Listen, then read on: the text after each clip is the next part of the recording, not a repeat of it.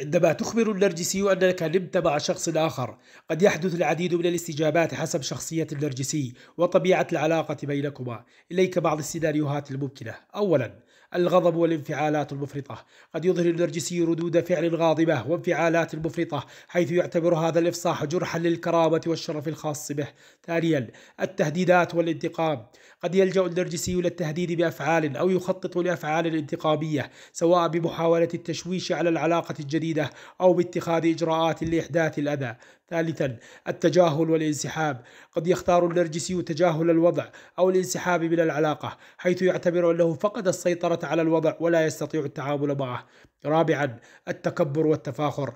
قد يحاول النرجسي استخدام هذا الإفصاح للتكبر والتفاخر، حيث يركز على نفسه ويحاول التأكيد على قيمته وجاذبيته. خامسا، التعبير عن الحزن أو الصدمة. في بعض الحالات قد يظهر النرجسي تعبيرا عن الحزن أو الصدمة بسبب هذا الإفصاح، ولكن قد يكون هذا تمثيلا أو استراتيجية لجذب الانتباه.